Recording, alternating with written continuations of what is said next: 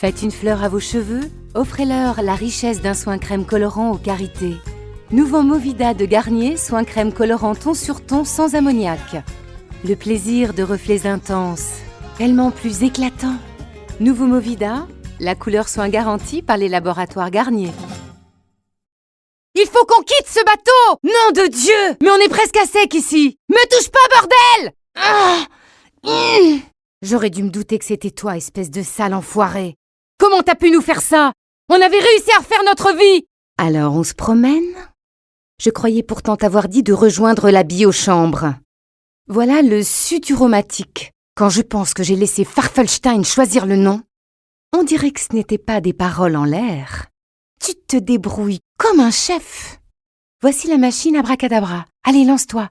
Ne joue pas les timides. Reprends tout de suite ton scalpel et recommence. Malgré l'accueil défavorable que reçoit la proposition de la création d'un corps cuirassé à la Chambre, le 15 mars 1935, une relation privilégiée s'instaure entre Charles de Gaulle et Paul Reynaud, qui passe par une correspondance soutenue entre les deux hommes. Paul Reynaud va s'emparer des théories du lieutenant-colonel, bientôt colonel, et de Gaulle ne manquera pas de continuer à apporter à Paul Reynaud ses idées et son soutien. Le 1er octobre 1938, le président du Conseil Daladier reçoit un accueil triomphal des Français après la signature des accords de Munich, où la France et l'Angleterre se sont humiliés devant Hitler pour sauver la paix. Hostile à ces accords, Paul Reynaud ne démissionne pas, mais rompt définitivement avec son parti, l'Alliance démocratique. De Raymond Queneau, Zazie dans le métro, lu par Stéphanie Cosra. Papa, il était donc tout seul à la maison. Tout seul qu'il attendait. Il attendait rien de spécial.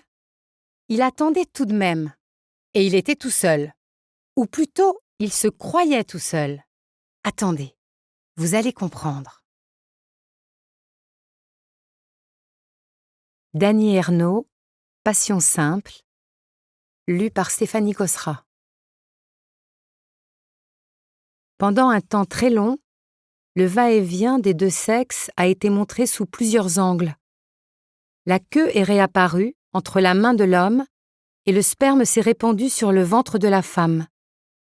On s'habitue certainement à cette vision. La première fois est bouleversante. Des siècles et des siècles. Des centaines de générations.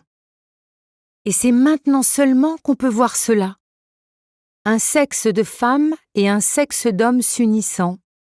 Le sperme, ce qu'on ne pouvait regarder sans presque mourir, devenu aussi facile à voir qu'un serrement de main.